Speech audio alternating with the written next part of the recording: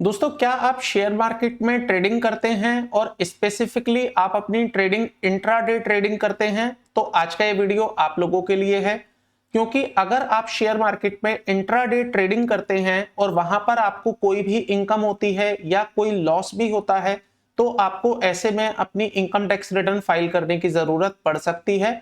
और आज के इस वीडियो में मैं आपको बताने वाला हूं कि किस प्रकार से आप अपनी इनकम टैक्स रिटर्न फाइल कर पाएंगे अगर आपने speculative trading I mean to say intraday trading की है इन द शेयर मार्केट। दोस्तों, अगर आप जानना चाहते हैं कि आप अपनी इनकम टैक्स रिटर्न कैसे फाइल कर सकते हैं, वो भी बिना किसी हैसल के, आप जानना चाहते हैं इनकम टैक्स रिटर्न में आपको कहां पर ये इनकम रिपोर्ट करनी है, कैसे इसके डिस्क्लोजर्स देने हैं, तो उसके लिए आज का ये वीडियो आप पूरा देखिएगा। वीडियो को बिल्कुल भी स्किप मत करिएगा, क्योंकि आज के इस वीडियो में मैं आपको each and every aspect clear करने वाला हूं जो कि एक्चुअली में speculative trading I mean to say intraday trading के केस में काम करता है। दोस्तों, शेयर मार्केट से होने वाली इनकम पर मैंने ऑलरेडी एक वीडियो बना रखा है जो कि मेरे चैनल पर भी अवेलेबल हो गई है, और उस वीडियो में मैंने आपको बताया था कि एक्चुअली मैं इस पर्टिकुलर टॉपिक को मैं 3 हिस्सों में डिवाइड कर रहा हूं। एक हिस्सा जिसमें कि मैंने आपसे फ्यूचर एंड ऑप्शंस के बारे में बात करी, उसकी इनकम टैक्स रिटर्न कैसे फाइल होती है, ऑडिट की एप्लीकेबिलिटी कब आती है, वो मैंने डिस्कस किया। सेकेंड पार्ट जो कि ये वाला पार्ट आप देख रहे हैं, इसमें मैं बात कर रहा हूं स्पेशली इंट्राडे ट्रेडिंग जो कि स्पेक्युलेटिव ट्रेडिंग कंसीडर की जाती है। और एक थर्ड पार्ट आप लोगों के साथ और शेयर करूंगा जिसमें मैं बात करूंगा जब आप शेयर्स को एज एन इन्वेस्टमेंट अपने पास रखते हैं, आई मीन टू से आप उसको शॉर्ट टर्म या लॉन्ग टर्म की होल्डिंग के साथ बेचते हैं। दोस्तों, अगर आपने अभी तक पार्ट 1 नहीं देखा है और आप फ्यूचर एंड ऑप्शंस में भी ट्रेडिंग करते हैं, तो आप उस पार्ट 1 को भी जाकर देखिएगा, जहां पर मैंने फ्यूचर एंड ऑप्शंस के बारे में डिटेल में आप लोगों के साथ डिस्कशन किया है। तो आइए आज का वीडियो करते हैं स्टार्ट, समझते हैं इंट्राडे ट्रेडिंग के बारे में आईटीआर किस प्रकार से काम करती है। दोस्तों, बात करते हैं इंट्राडे ट्रेडिंग के केस में आपको किस प्रकार से अपनी आईटीआर फाइल करनी है। But before starting the discussion of ITR, मैं आपको कुछ बेसिक चीजें क्लियर करना चाहूंगा। इंट्राडे होता क्या है, देन उसके बाद फिर मैं आपको बताऊंगा आप इंट्राडे में प्रिजम्पटिव टैक्सेशन फॉलो कर सकते हैं या नहीं, ऑडिट की एप्लीकेबिलिटी आपके ऊपर कब आती है, देन उसके बाद कौन सी इनकम टैक्स रिटर्न में आपको इंट्राडे की ट्रेडिंग रिपोर्ट करनी है, और फिर आप फाइनली अपनी इनकम टैक्स रिटर्न कैसे भर पाएंगे, इनकम टैक्स रिटर्न में आपको कहां पर उसका डिस्क्लोजर देना है। तो आइए स्टार्ट करते हैं आज का टॉपिक। दोस्तों, सबसे पहले बात कर लेते हैं इंट्राडे ट्रेडिंग होती क्या है। तो एज यू नो एवरीवन कि जब भी आप कोई भी शेयर्स एक्चुअली खरीदते हैं और आप उसकी सेटलमेंट लिए बिना उसको लिक्विडेट कर देते हैं, बेच देते हैं, तो वहां पर जो आप ट्रेडिंग कर रहे हैं उसको इंट्राडे ट्रेडिंग कहा जाता है। Shares bought and sold within a single trading day is known as intraday trading. दोस्तों, इंट्राडे ट्रेडिंग को इनकम टैक्स के पॉइंट ऑफ व्यू से स्पेक्युलेटिव बिजनेस के अंदर कंसीडर किया जाता है। आपको पता होगा इनकम टैक्स के हिसाब से आपके बिजनेस 2 प्रकार के हो सकते हैं, इधर नॉन स्पेक्युलेटिव और स्पेक्युलेटिव। हालांकि दोनों के इनकम टैक्स रेट्स में कोई भी फर्क नहीं है। जो आप स्पेक्युलेटिव बिजनेस से अपनी इनकम कमाते हैं उस पर भी उतना ही इनकम टैक्स लगेगा जो नॉन स्पेक्युलेटिव के केस में रहता है। बट फिर भी इनकम टैक्स दोनों को अलग अलग नजरिए से देखती है। तो जो इनका डिफरेंस पॉइंट है दोनों के बीच में, वो एक्चुअली इनके लॉसेस के एडजस्टमेंट को लेकर है और इनके लॉसेस के कैरी फॉरवर्ड को लेकर है। तो अगर आपको स्पेक्युलेटिव में कोई लॉस होता है तो वो एक्चुअली में 4 साल तक ही कैरी फॉरवर्ड हो पाता है, अगर वो बाकी इनकम से सेट ऑफ नहीं हो पा रहा है देन। लेकिन अगर आप नॉन स्पेक्युलेटिव के लॉस की बात करते हैं तो आप इसको 8 साल तक कैरी फॉरवर्ड कर सकते हैं। तो ये एक डिफरेंस आप कह सकते हैं कि इनकम टैक्स में है। बाकी इनकम टैक्स के रेट के पॉइंट ऑफ व्यू से there is no difference in both the business model. But again I am repeating, जो आप इंट्राडे ट्रेडिंग का बिजनेस करते हैं, जहां पर आप मॉर्निंग सेम डे में ही अपने शेयर्स को परचेज करके बेच देते हैं, वो आपका स्पेक्युलेटिव बिजनेस ट्रांजैक्शंस में कंसीडर किया जाता है। दोस्तों, ट्रेडर्स का जो पर्पस होता है एक्चुअली में इंट्राडे ट्रेडिंग का, वहां पर वो अपने इक्विटी शेयर्स को अपने पास रखना नहीं चाहते हैं, रादर एक्चुअली में वो एक एडवांटेज चाहते हैं जो भी उनको प्राइसिंग डिफरेंस दिखता है। जैसे आज सुबह आपने कोई शेयर परचेज किया जो कि प्राइस है 400 रुपए, और आप चाहते हैं शाम को जब इसका प्राइस 410 रुपए हो जाए तो आप इसे बेच दें, ताकि एक शेयर पे आप 10 रुपए की अपनी इनकम बुक करें और सेम डे पर आप इसको एक्चुअली में एज ए प्रॉफिट बुक कर लें। तो यहां पर आपका प्रॉफिट बुक करना मेन पर्पस होता है, ना कि डिलीवरी लेना। इनकम टैक्स के पॉइंट ऑफ व्यू से यहां पर जो आप प्रॉफिट कमाते हैं वो भी आपके टैक्सेबल होते हैं। इसका मतलब इनकम टैक्स इसके ऊपर इनकम टैक्स मांगता है। और जैसा कि मैंने आपको बताया, इनकम टैक्स में कोई सेपरेट इनकम टैक्स रेट नहीं है स्पेक्युलेटिव बिजनेस पर। तो जो आपका नॉन स्पेक्युलेटिव बिजनेस के केस में एप्लीकेबल रेट होता है वही यहां पर आपके स्पेक्युलेटिव बिजनेस पर भी लगा दिया जाता है। So there is no separate speculative income tax rate in India as it tax according to your income tax slab. अगर आप इंडिविजुअल हैं, एचयूएफ है, तो आपके इनकम टैक्स स्लैब के हिसाब से टैक्सेबल होगा। और अगर आप कोई कंपनी है एचयूएफ, अगर आप कोई पार्टनरशिप फर्म है, कंपनी है, एलएलपी है, तो अकॉर्डिंगली जो आपका एप्लीकेबल रेट होगा उसके हिसाब से ये आपका टैक्स कर दिया जाएगा। दोस्तों अब बात कर लेते हैं कि आप प्रिजम्पटिव टैक्सेशन ऑप्ट कर सकते हैं या नहीं। तो जैसा कि जनरली बिजनेस वाले लोग अक्सर प्रिजम्पटिव टैक्सेशन ऑप्ट कर लेते हैं, क्योंकि प्रिजम्पटिव टैक्सेशन को ऑप्ट करने के अपने कुछ फायदे हैं। हालांकि उसमें कुछ नुकसान भी होते हैं, बट फायदे एटलीस्ट ज्यादा आपको देखने को मिलते हैं। तो सबसे बड़ा फायदा जो प्रिजम्पटिव टैक्सेशन में आपको मिलता है कि आपको बुक्स ऑफ अकाउंट्स मेंटेन करने की जरूरत नहीं होती, आपको ऑडिट करवाने की भी रिक्वायरमेंट नहीं होती। लेकिन दोस्तों प्रिजम्पटिव टैक्सेशन केवल और केवल लिमिटेड लोगों को ही मिलता है, सेक्शन 44 AD, जो कि एक्चुअली बिजनेस कर रहे होते हैं। तो सवाल ये उठता है कि सर अगर मैं इंट्राडे ट्रेडिंग का बिजनेस करता हूं, आई मीन टू से स्पेक्युलेटिव अगर मेरा बिजनेस है, तो क्या मैं सेक्शन 44 AD को यूज कर सकता हूं? क्या मैं अपनी रिटर्न प्रिजम्पटिव टैक्सेशन में फॉलो कर सकता हूं? द आंसर इज यस, आप ऐसा कर सकते हैं। सो प्रिजम्पटिव टैक्सेशन आपको मना नहीं करता है ऑप्ट करने के लिए। अगर आप शेयर की ट्रेडिंग करते हैं एज एन इंट्राडे ट्रेडिंग, तो आपके लिए प्रिजम्पटिव टैक्सेशन का ऑप्शन ओपन रहेगा, आप उसको चूज कर सकते हैं। लेकिन दोस्तों टर्नओवर इज द क्राइटेरिया। आपको अगर प्रिजम्पटिव टैक्सेशन लेना है तो आपको टर्नओवर यहां पर मैच करनी पड़ेगी कि आपकी टर्नओवर कितनी है। अब ऐसे में टर्नओवर का जो क्राइटेरिया आपको प्रिजम्पटिव टैक्सेशन में दिया गया है वो है अप टू 2 करोड़ और 3 करोड़। इसका मतलब जो भी आपका टर्नओवर आता है, एनुअल टर्नओवर, वो या तो 2 करोड़ तक होना चाहिए या 3 करोड़ तक होना चाहिए। दोस्तों पिछले साल तक एक्चुअली ये जो टर्नओवर का क्राइटेरिया था वो 2 करोड़ था, लेकिन पिछले फाइनेंस एक्ट ने, आई मीन टू से फाइनेंस एक्ट 2023 ने इसकी टर्नओवर की लिमिट को 3 करोड़ कर दिया है। लेकिन ये 3 करोड़ भी लिमिटेड केसेस में ही एप्लीकेबल होगा।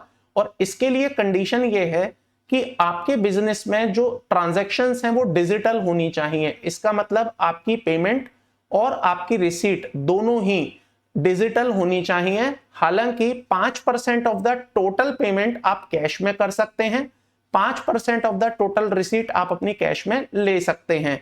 तो कहने का मतलब जो भी आपका टर्नओवर हो रहा है उसका 5% ज्यादा से ज्यादा आप कैश में कर सकते हैं, बाकी 95% आपका टर्नओवर होना चाहिए थ्रू डिजिटल मोड। तो क्वेश्चन ये उठता है कि इंट्राडे ट्रेडिंग के केस में क्या मैं 3 करोड़ की लिमिट तक जा सकता हूं? द आंसर इज यस, क्योंकि दोस्तों आपको भी पता है इंट्राडे ट्रेडिंग कैश में कभी भी नहीं होती।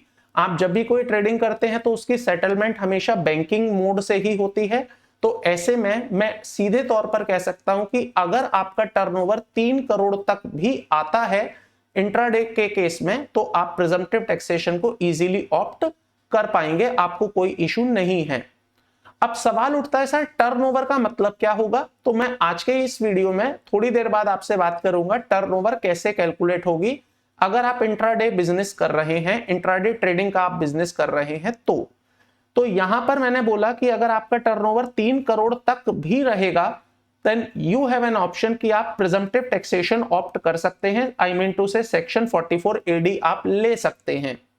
लेकिन दोस्तों याद रहे अगर आप सेक्शन 44 AD ऑप्ट करते हैं तो आपको मिनिमम 6% इनकम डिक्लेयर करनी पड़ेगी। तो जो भी आपका टर्नओवर निकल कर आता है, एग्जांपल के लिए मैं बात करता हूं, 1 करोड़ आपका टर्नओवर है तो 1 करोड़ का मिनिमम 6% आपको अपनी इनकम दिखानी है, दैट इज टू से 6 लाख रुपीस। और फिर इस 6 लाख रुपए में से आपको कोई अलग से एक्सपेंसेस की डिडक्शन नहीं दी जाएगी, बिकॉज ये माना जा रहा है कि इसी में आपके सारे खर्चे एडजस्ट हो चुके हैं। तो ये थोड़ा सा डिसएडवांटेज है कि अगर मान लीजिए कोई व्यक्ति जिसका कि टर्नओवर 3 करोड़ है लेकिन उसकी इनकम एक्चुअली में उतनी नहीं है जो 6% के हिसाब से निकलती है, तो वहां पर आप फंस जाएंगे और मजबूरन में आपको 6% अपनी इनकम दिखानी पड़ेगी अगर आप प्रिजम्पटिव टैक्सेशन ऑप्ट करना चाहते हैं तो। और अगर आप ऐसा नहीं करना चाहते हैं देन नो इश्यू, आप अपनी बुक्स ऑफ अकाउंट्स बनाकर अपनी आईटीआर फाइल कर सकते हैं। अगर ऑडिट का केस है तो आप ऑडिट में जा सकते हैं। सो यहां पर अगर आप प्रिजम्पटिव टैक्सेशन लेते हैं, so one of the benefit which is giving to you is आपको बुक्स ऑफ अकाउंट्स यहां पर बनाने की कोई रिक्वायरमेंट नहीं है, इवन आपको ऑडिट भी कराने की कोई जरूरत नहीं है अगर आप अग्री करते हैं कि मैं 6% अपनी इनकम डिक्लेयर करके उस पर इनकम टैक्स पे कर दूंगा। अब बात आती है ऑडिट को लेकर एप्लीकेबिलिटी के बारे में कि सर ऑडिट कब एप्लीकेबल होता है। जब हम speculative business transaction I mean to say intraday share trading करते हैं तो ऑडिट मेरे ऊपर कब एप्लीकेबल होगा। तो दोस्तों यहां पर ना अलग अलग टर्नओवर के क्राइटेरियाज हैं।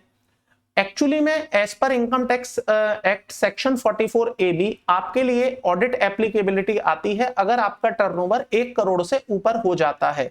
तो अगर आपका टर्नओवर 1 करोड़ तक है then there is no requirement कि आप ऑडिट करवाएं, आप सिंपली अपनी बुक्स ऑफ अकाउंट्स बनाकर अपनी आईटीआर फाइल कर सकते हैं, या आप प्रिजम्पटिव टैक्सेशन ऑप्ट करते हुए बिना बुक्स ऑफ अकाउंट्स बनाए भी अपनी आईटीआर फाइल कर सकते हैं। लेकिन अगर आप चाहते हैं कि आपका ऑडिट हो तो आप ऑडिट वाले ऑप्शन में जा सकते हैं अगर आपका टर्नओवर 1 करोड़ से ऊपर है, या आप चाहें तो प्रिजम्पटिव में भी जा सकते हैं क्योंकि मैंने आपको 3 करोड़ की लिमिट वहां एक्सप्लेन की है।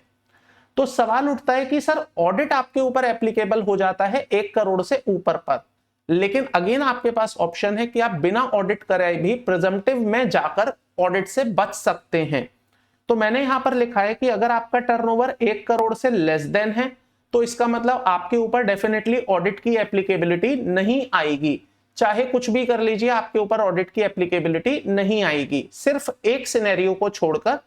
वो सिनेरियो एक्चुअली में कुछ इस प्रकार से है कि अगर आपने last year presumptive taxation opt किया था तो प्रिजम्पटिव टैक्सेशन की कंडीशन ये है कि once you are in presumptive taxation you will have to keep presumptive taxation for at least 5 year.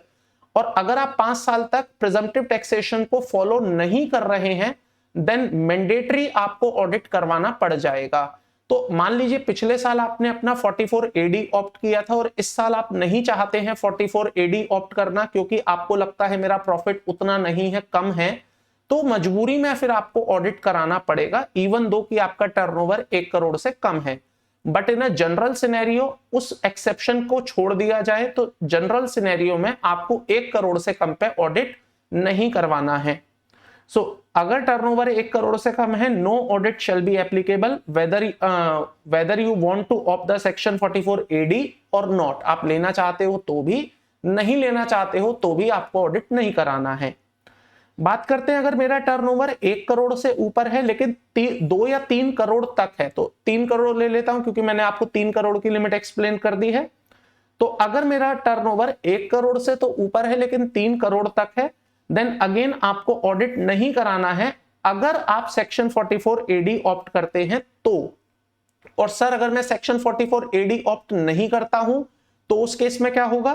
तो उस केस में दोस्तों ये वाला पैरामीटर देखिए, इसमें आपको इसका आंसर मिलेगा।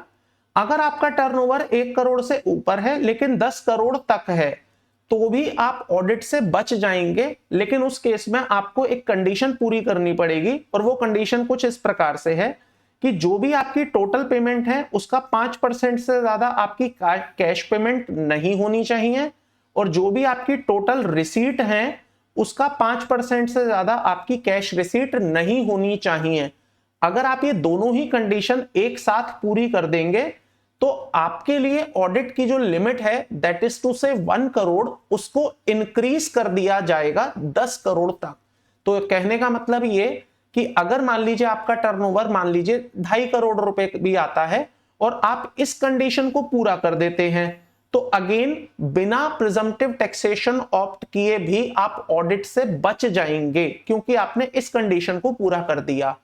इवन अगर आपका टर्नओवर 9 करोड़ 90 लाख रुपए भी मान लो होता है और आप चाहते हैं कि बिना ऑडिट करवाए आप अपनी आईटीआर फाइल कर पाए then easily you can do that बस आपको ये कंडीशन पूरी करनी है कि आपकी टोटल पेमेंट का 5% से ज्यादा कैश पेमेंट नहीं होना चाहिए, आपकी टोटल रिसीट का 5% से ज्यादा कैश रिसीव नहीं होना चाहिए, और ये दोनों ही कंडीशन एक साथ पूरी होनी चाहिए।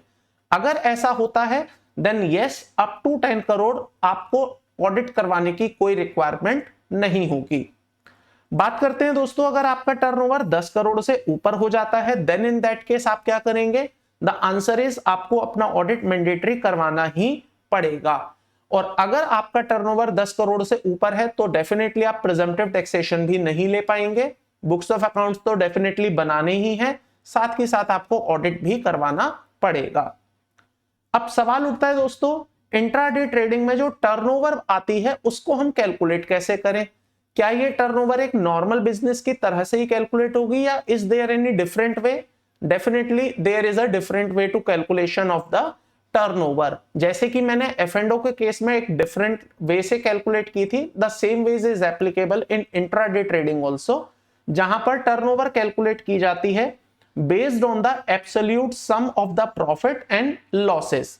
तो जो भी आपको प्रॉफिट आया उसकी भी absolute value, I mean to say positive value, और जो भी आपको लॉसेस आए हैं उसकी भी एब्सोल्यूट वैल्यू को टोटल कर दिया जाता है, और फिर वो जो अमाउंट निकलता है दैट इज योर टर्नओवर। और उस टर्नओवर के बेसिस पर you will have to decide कि मैं कौन से पैरामीटर में आता हूं, ऑडिट में है या नहीं है, प्रिजम्पटिव ले सकता हूं या नहीं ले सकता हूं, as the case may be. Example के लिए समझिए, let's say Vikas buy 100 share of ITC at 75 and Vikas sell that share at the end of the day at ₹80। तो 75 रुपए में खरीदा, 80 में बेच दिया। यहां पर देखिए 80 रुपए में बेच दिया, 75 मेरी कॉस्ट थी, 100 शेयर मैंने खरीदे थे, 500 रुपए का मेरा प्रॉफिट आ गया। वेयर एज एक और ट्रांजैक्शन मैंने करी है, अगले दिन मैंने 200 शेयर्स खरीदे हैं 500 रुपए में, और बाद में मैंने उनको 460 रुपए में बेच दिया। तो 460 माइनस 500 इंटू 200 शेयर, मुझे लॉस हो गया है 8,000 रुपए का। अब मेरी कोई टर्नओवर अगर मेरे से पूछेगा तो मैं बोलूंगा 8,000 प्लस 500, टोटल मिलाकर 8,500 रुपए की मेरी टर्नओवर हो जाती है। तो यहां ध्यान ये रखना है दोस्तों, profit as well as losses दोनों की ही एब्सोल्यूट वैल्यू को आप इंक्लूड करेंगे, वो आपकी टर्नओवर कैलकुलेट होकर आपके पास आएगी, और उस टर्नओवर के बेसिस पर you will have to decide कि मैं कौन से ऑप्शन में जाता हूं। अब सवाल ये उठता है दोस्तों कि मेरे लिए आईटीआर कौन सी एप्लीकेबल होगी? तो इस पर भी दो कंडीशंस बनती हैं। अगर आप प्रिजम्पटिव टैक्सेशन ऑप्ट कर रहे हैं, आई मीन टू से आप सेक्शन 44 AD ले रहे हैं, और आपकी कोई और बिजनेस इनकम नहीं है, मतलब आप मान लीजिए कोई speculative business, non speculative business में इन्वॉल्व नहीं है, देयर इज नथिंग, ऐसी कोई कंडीशंस आपके ऊपर नहीं बैठती है जिसकी वजह से आपको ITR 3 में जाना पड़े, तो डेफिनेटली आप ITR 4 में अपनी इनकम टैक्स रिटर्न फाइल कर पाएंगे अगर आपने प्रिजम्पटिव टैक्सेशन ऑप्ट किया है तो। लेकिन कभी कभी कुछ ऐसी कंडीशंस हमारे सामने अटक जाती हैं कि मैं प्रिजम्पटिव टैक्सेशन ऑप्ट करते हुए भी ITR 4 नहीं फाइल कर पा रहा हूं, तो डेफिनेटली उस केस में फिर आपको ITR 3 पे जाना पड़ेगा। जैसे कौन सी कंडीशन हो सकती है? सर मान लीजिए मेरे पास एक कैपिटल गेन की भी इनकम आ रही है, क्योंकि ITR 4 में कैपिटल गेन की इनकम के लिए कोई शेड्यूल ही नहीं है, तो मजबूरी में मुझे ITR 3 में जाना ही पड़ेगा, और ITR 3 में प्रिजम्पटिव का भी कॉलम रहता है, तो ऐसा नहीं है कि ITR 3 में प्रिजम्पटिव का कॉलम नहीं रहेगा, वहां भी आपको शेड्यूल मिल जाएगा। द सेम वेज मान लीजिए आप किसी कंपनी में डायरेक्टर भी है एट द सेम टाइम, तो उस केस में भी ITR 4 आपके लिए इनएलिजिबल हो जाती है। तो अगेन प्रिजम्पटिव टैक्सेशन ऑप्ट करने के बावजूद आपको ITR 3 में अपनी इनकम टैक्स रिटर्न फाइल करनी पड़ेगी, बिकॉज ITR 4 आपके लिए एलिजिबल नहीं रहती है। तो ऐसी कोई भी कंडीशन जिसकी वजह से आप ITR 4 में नहीं जा पा रहे हैं but still you want to take a presumptive taxation, तो आप ITR 3 में अपनी इनकम टैक्स रिटर्न फाइल करेंगे। और अगर मैं ये कहूं कि आप प्रिजम्पटिव टैक्सेशन नहीं ले रहे हैं तो डेफिनेटली आपको ITR 3 में ही अपनी रिटर्न भरनी पड़ेगी, बिकॉज PGBP का शेड्यूल ITR 1 में, 2 में और 4 में प्रिजम्पटिव का तो रहता है, सो ITR 1 और 2 में आपको PGBP का शेड्यूल नहीं दिखाई देगा। और सर अगर आपके ऊपर ऑडिट एप्लीकेबल हो जाता है तो आपके पास कोई ऑप्शन ही नहीं है दोस्तों, फिर तो आपको ITR 3 में ही अपनी इनकम टैक्स रिटर्न फाइल करनी पड़ेगी। आई होप ये क्लैरिटी आपको मिल गई होगी कि कौन सी आईटीआर आपके लिए एप्लीकेबल रहेगी। तो आइए दोस्तों अब बात कर लेते हैं अपना इनकम टैक्स पोर्टल पर कि जब आप आईटीआर 3 भरेंगे या आईटीआर 4 भरेंगे तो वहां पर आप किस प्रकार से अपनी इनकम को रिपोर्ट कर पाएंगे, कैसे आप वहां पर अपने इन इंट्राडे ट्रेडिंग के बिजनेस को रिपोर्ट कर सकते हैं। देखिएगा दोस्तों, सबसे पहले मैं बात कर लेता हूं, अगर आप प्रिजम्पटिव टैक्सेशन ऑप्ट करते हैं और आईटीआर 4 में आप अपनी इनकम टैक्स रिटर्न फाइल करना चाहते हैं तो आपको सिंपली आईटीआर 4 में आ जाना है। आईटीआर 4 में आने के बाद यहां पर आपको एक ऑप्शन दिखाई देगा gross total income. Gross total income पर आपको स्किप द क्वेश्चंस करना है। देन उसके बाद आपको इनकम का एक शेड्यूल दिखाई देगा इन दी हेड पीजीबीपी। तो यहां पर आप देख सकते हैं इनकम फ्रॉम बिजनेस और प्रोफेशन। आपको सिंपली यहां पर ऐड करना है। ऐड डिटेल पर जाने के बाद आपको नेम ऑफ द बिजनेस डालना है, जो भी आपका बिजनेस का नेम है। लेट्स से मैं मेरा नाम डाल रहा हूं। देन आपको बिजनेस कोड सेलेक्ट करना है, जो भी आपका रिलेटेड कोड हो। तो यहां पर अगर आप इंट्राडे शेयर की ट्रेडिंग करते हैं तो यहां पर आप एक ऑप्शन सेलेक्ट कर सकते हैं, इन्वेस्टमेंट करके आप सर्च करेंगे। इन्वेस्टमेंट एक्टिविटी और इन्वेस्टिगेशन दो ऑप्शन मिलेंगे, तो आप सिंपली इन्वेस्टमेंट एक्टिविटी सेलेक्ट कर लीजिए। देन डिस्क्रिप्शन डाल दीजिए जो भी आप करते हैं। मान लीजिए मैं कहता हूं इंट्राडे ट्रेडिंग, तो मैंने यहां पर इंट्राडे ट्रेडिंग डाल दिया। अगर आपके इसके अलावा और भी कोई बिजनेस है वो भी आप यहां पर सिंपली डाल सकते हैं, कोई लिमिट नहीं है, आप यहां पर ऐड कर सकते हैं ऑप्शंस को।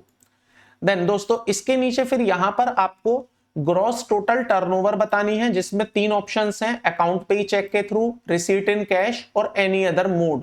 तो यहां पर क्योंकि आपकी इंट्राडे ट्रेडिंग आपको कैश में नहीं रिसीव होती है, सारा पैसा आपका बैंकिंग मोड से आता है, तो अकाउंट पे चेक वाले ऑप्शन पर आप अपनी टर्नओवर डालेंगे। सो फॉर एग्जांपल मेरी टर्नओवर 90 लाख रुपीस है, तो मैंने यहां पर 90 लाख रुपीस डाल दिया। अब 90 लाख के बाद मुझे मिनिमम 6% की इनकम डिक्लेयर करनी है, और अगर मैं ज्यादा करना चाहता हूं तो ज्यादा भी कर सकता हूं, रेस्ट्रिक्शन नहीं है। मिनिमम की रेस्ट्रिक्शन है, मैक्सिमम की रेस्ट्रिक्शन नहीं है। तो यहां पर मैं मान लीजिए 10% अपनी इनकम डिक्लेयर करना चाहता हूं, तो मैं 9 लाख रुपए यहां मेंशन कर देता हूं। So this will become my income. और जैसे ही मैं इसको ऐड करूंगा तो ये मेरे प्रिजम्पटिव टैक्सेशन में जो इंट्राडे ट्रेडिंग का मेरा नॉन स्पेक्युलेटिव बिजनेस है, नॉन नहीं नॉर्मल स्पेक्युलेटिव बिजनेस जिसको मैं कह रहा हूं, उसकी इनकम मेरी 9 लाख रुपए यहां पर निकल जाती है। इसको सिंपली आप कंफर्म कर दीजिए। तो ये आपका आईटीआर 4 के अंदर जो डिस्क्लोजर है, किस प्रकार से जाना है वो यहां हो जाता है। अब रही बात अपने डिस्क्लोजर्स एंड एग्जेम्प्ट इनकम की, जिसमें आपको फाइनेंशियल्स पर्टिकुलर का डिस्क्लोजर देना है। ये मैं अपने आज के इस वीडियो में नहीं करवा रहा हूं, इसको मैंने ऑलरेडी मेरे लास्ट वीडियो में जो कि मेरा पार्ट 1 है इस पूरी सीरीज का, उसमें मैंने आपको ऑलरेडी कवर करवा दिया है। तो आप इस वीडियो को, इस पर्टिकुलर पॉइंट को उस वीडियो से भी रेफर कर सकते हैं। वीडियो का लिंक मैं आपको डिस्क्रिप्शन में भी दे दूंगा, आई बटन में भी आपको मिल जाएगा, आप कहीं से भी वीडियो रेफर कर पाएंगे। तो यहां पर सिंपली आपका ये काम खत्म हो जाता है दोस्तों। अब बात करते हैं आईटीआर 3 में अगर आपको डिस्क्लोजर देना होगा, जहां पर आप बुक्स ऑफ अकाउंट्स बनाने के बाद डिस्क्लोजर देते हैं, तो कैसे देना है। तो उसके लिए आपको सिंपली आ जाना है आईटीआर 3 में। ये देखिए मैंने एक आईटीआर 3 यहां पर ड्राफ्ट में रखी हुई है, इसको सिंपली मैंने एडिट पर क्लिक किया। इट मींस मैं आईटीआर 3 के अंदर आ चुका हूं। कंटिन्यू पर क्लिक करना है आपको, स्किप द क्वेश्चन। तो अब यहां पर आपको कौन कौन से स्केड्यूल में काम करना है वो देखिएगा। सबसे पहले दोस्तों आपको नेचर ऑफ बिजनेस में एक्टिविटी डालनी है, जैसे कि हमने आईटीआर 4 में डाली थी। तो सिंपली यहां पर आपको सेलेक्ट करना है, एक एक्टिविटी ऐड करने का एक ऑप्शन मिलेगा। यहां पर मैं एक डिलीट कर देता हूं क्योंकि यहां 3 ही डलती हैं, तो ये मैंने डिलीट कर दी। डिलीट करने के बाद यहां पर ऐड अनदर आ गया। अब अगेन मैं सेलेक्ट करूंगा इन्वेस्टमेंट एक्टिविटी, यहां पर आप सर्च करिए इन्वेस्टमेंट एक्टिविटीज। तो यहां पर आप अपना future and option simply add कर पाएंगे, इंट्राडे ट्रेडिंग सिंपली ऐड कर पाएंगे। इसको कैंसिल कर देता हूं फॉर द टाइम में। देन बैक टू शेड्यूल, एक शेड्यूल आपको ये भरना है। अब दूसरा जो शेड्यूल है दोस्तों वो आपको बैलेंस शीट भरनी है। तो बैलेंस शीट कैसे भरनी है ये भी मैंने अपने पार्ट 1 वाले वीडियो में एक्सप्लेन कर दी है। मैं दोबारा उसको एक्सप्लेन इसलिए नहीं कर रहा हूं क्योंकि वो सेम रिपीटेशन होगा and we want to save the time. तो इसलिए उसी वीडियो में आप जाकर देख सकते हैं बैलेंस शीट को कैसे भरना है, वहां पर मैंने इन डिटेल आपको बता रखा है। उसके बाद आपको मैन्युफैक्चरिंग अकाउंट में कुछ भी नहीं भरना है दोस्तों। देन आपको मिलता है ट्रेडिंग अकाउंट, ये है आपके काम का अकाउंट।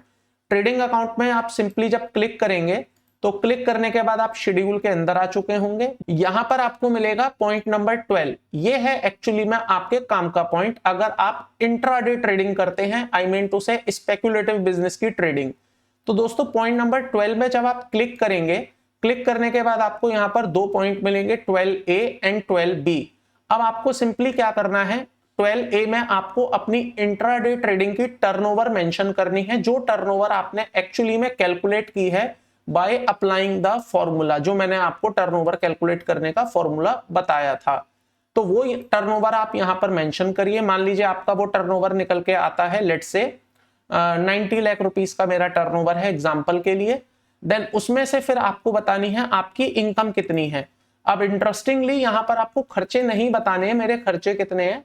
आपके जो भी खर्चे बनते हैं, जो भी आपने बुक्स ऑफ अकाउंट्स मेंटेन करते हुए कैलकुलेट किए हैं, जिन खर्चों में आप कौन कौन से खर्चे ले सकते हैं, तो आपका ऑफिस रेंट हो सकता है, कमीशन हो सकता है, किसी का सैलरी हो सकती है, प्रोफेशनल फीस हो सकती है। इसके अलावा जो एसटीटी आप पे करते हैं वो भी आप यहां पर क्लेम कर सकते हैं। तो यहां पर जो भी आपने खर्चे इंकर करे हैं जो कि वैलिड हैं और जिनको आप जस्टिफाई भी कर सकते हैं इन फ्यूचर, अगर आपसे डिपार्टमेंट स्क्रूटनी में या असेसमेंट के दौरान पूछता है, तो वो खर्चे माइनस करने के बाद सिंपली यहां पर आप अपना फाइनल प्रॉफिट डालिए, जो कि कुछ भी हो सकता है जो आपने कैलकुलेट किया है। तो मान लीजिए मैंने अपना प्रॉफिट कैलकुलेट किया और वो मेरा प्रॉफिट निकल के आता है 5,80,000 रुपीज। तो सिंपली आपको यहां प्रॉफिट डाल देना है। प्रॉफिट डालने के बाद यहां पर आप सेव करिए, सेव करने के बाद कंफर्म कर दीजिए। कंफर्म करने के बाद अब आपको एक काम और करना होगा दोस्तों, जब ये आपका काम खत्म, अब प्रॉफिट एंड लॉस अकाउंट में आके आप अपने वो खर्चे डाल सकते हैं जो आपने वहां पर माइनस नहीं करे हैं, क्योंकि जो आपने ट्रेडिंग अकाउंट में डाला है ना दोस्तों, वो एक्चुअली आपने वो खर्चा माइनस किया है जो केवल और केवल ग्रॉस ट्रेडिंग अकाउंट में माइनस होता है, जैसे परचेजेस आपकी हो गई। अब जो सैलरी के खर्चे हैं, कमीशन के खर्चे हैं, प्रोफेशनल फीस के खर्चे हैं, या इसके अलावा कोई भी आपके खर्चे हैं, तो वो सब आप अपने P&L अकाउंट में माइनस करेंगे। और P&L अकाउंट में यहां पर आपको डेबिट वाला एक ऑप्शन मिलेगा, एडिट पर जाएंगे तो आपको पूरे खर्चों की एक लिस्ट देखने को मिलेगी। And as per the nomenclature of the expenses आप इजीली यहां पर मेंशन कर पाएंगे। अगर कोई खर्चा आपको नहीं मिल रहा है तो यहां पर एक अदर एक्सपेंसेस के नाम से भी ऑप्शन आता है, वहां पर आप उसको डाल सकते हैं पॉइंट नंबर 46 के अंदर। सिंपली इतना काम करने के बाद आप इसे सेव कर दीजिए। सेव करते ही आपका ये काम खत्म हो गया। अब एक छोटा सा काम और है आपको जो करना है, वो आपको जाना है दोस्तों शेड्यूल बीपी। यहां पर आपको एक मिलेगा schedule BP, computation of income from business and profession. यहां पर आप ये चेक कर लीजिएगा कि जैसे ही आप इस पर क्लिक करते हैं तो जो स्पेक्युलेटिव की इनकम 5,80,000 आपने अपने प्रॉफिट एंड लॉस अकाउंट में दिखाई थी, ट्रेडिंग अकाउंट में सॉरी, वो ट्रेडिंग अकाउंट की फिगर यहां पर रिफ्लेक्ट हो रही है या नहीं। अगर नहीं हो रही है तो इसका मतलब कहीं ना कोई एरर है, अगर हो गई है तो इसका मतलब सब कुछ सही है। तो यहां पर ये मेक श्योर करना है आपको कि आपकी स्पेक्युलेटिव बिजनेस की ट्रांजैक्शन का जो इनकम है, फाइनल इनकम, वो आपका यहां पर रिपोर्ट होना चाहिए। अगर ये आ रहा है तो अब सब कुछ ठीक है और इतने के बाद आपका काम खत्म। रेस्ट जो आईटीआर का पार्ट है वो आप अपने नॉर्मल प्रोसेस से भरेंगे, जैसे कि आप भरते आए हैं, या आपकी बाकी अगर कोई इनकम नहीं है तो आपका काम खत्म। अब सिंपली आपको बाकी शेड्यूल्स को बस चेक करना है, क्लिक करना है और आपकी आईटीआर यहां पर रेडी हो जाएगी। जो भी आपकी टैक्स लाइबिलिटी बनेगी वो आप इजीली यहां पर एडजस्ट कर पाएंगे। जो भी आपकी टीडीएस है वो यहां पर ऑटोमेटिकली आ जाएंगे और फाइनल आपकी लाइबिलिटी का पेबल या रिफंड एज द केस में भी वो आपको रिफ्लेक्ट हो जाएगा। देन इजीली आप अपनी इनकम टैक्स रिटर्न आराम से फाइल कर पाएंगे। So this is the process of disclosure of the intraday trading business transaction, turnover and profit in the income tax return. I hope आपको ये क्लियर हो गया होगा। सो अगर आप भी इस तरह के कोई बिजनेस में इन्वॉल्व हैं और आप अपनी इनकम टैक्स रिटर्न में इसको खुद से डिस्क्लोज करना चाहते हैं तो इस प्रोसेस के माध्यम से आप अपनी आईटीआर बना पाएंगे। आई होप आपको ये पूरा डिस्कशन क्लियर हो गया होगा एंड आपको वीडियो भी पसंद आया होगा। दोस्तों अगर आपको वीडियो पसंद आया है या आपको थोड़ा सा भी लगता है कि इस वीडियो को देखने के बाद आप में कुछ वैल्यू एडिशन हुआ है इन कॉन्सेप्ट्स या इस पॉइंट को लेकर, तो प्लीज वीडियो को लाइक कर दीजिएगा। साथ में चैनल को भी सब्सक्राइब कर लीजिएगा एंड बेल आइकन को प्रेस करना मत भूलिएगा, ताकि मेरे द्वारा लाए गए लेटेस्ट वीडियोस के नोटिफिकेशंस आपको टाइमली मिल जाएं और आप कोई भी वीडियो मिस ना करें। दोस्तों आज के इस वीडियो में इतना ही रखता हूं, आपसे फिर मुलाकात करूंगा in my next video. Till then thank you, bye bye.